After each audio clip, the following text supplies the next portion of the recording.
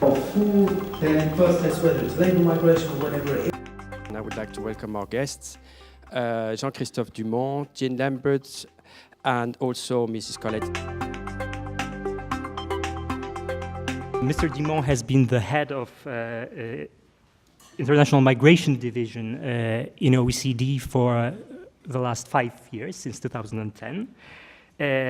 He is the person overseeing the main publication by OECD, so the major kind of flagship publication on migration, which is the International Migration Outlook. We've observed rapidly changing situation and the emergence of new migration or smuggling routes. We've seen a shift from the central Mediterranean route, which has been there for a very long time, to the Oriental Mediterranean route from Greece, from Turkey to Greece, and then through the Balkans. The numbers are unprecedented. Germany is, in absolute term, the most important destination country. Many countries are actually not exposed.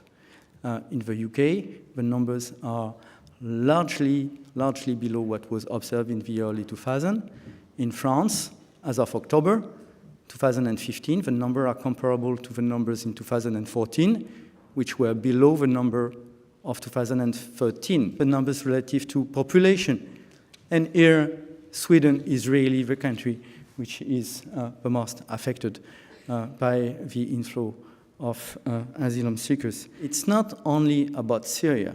Should the Syrian crisis stop tomorrow, the humanitarian migration crisis to Europe might not stop. There are many crises going on at the same time, with little prospect for improvement in many of the origin countries.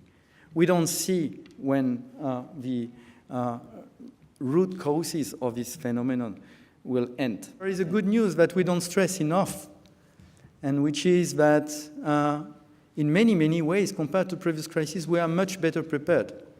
We have stronger institutions and legal systems, including because of what have been built within the EU. And we have a better capacity to respond, including on integration issues.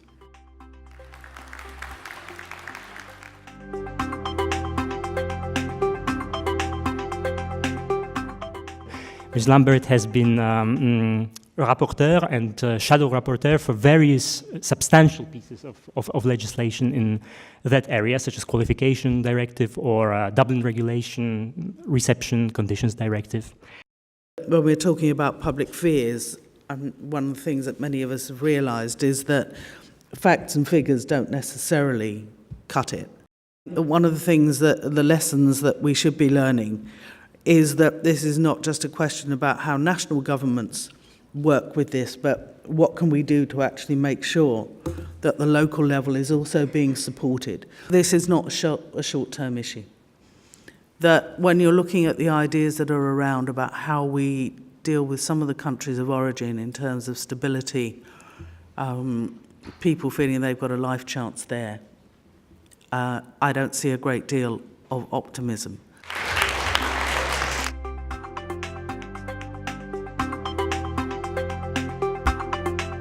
Ms. Elizabeth Collett, the director of Migration Policy Institute, who has worked for several organizations and think tanks where she authored numerous papers on migration-related issues. This is not a single crisis. This is the result of several overlapping crises. First and foremost, it's a foreign policy crisis. We're seeing proliferating instability in the European neighbourhood. The foreign policy crisis has created, as we see now, a refugee crisis with numbers rising globally as well as within the European neighbourhood. And this combines with long-term difficulties in managing an existing refugee population around the world. And this in turn has created an existential crisis for EU systems themselves.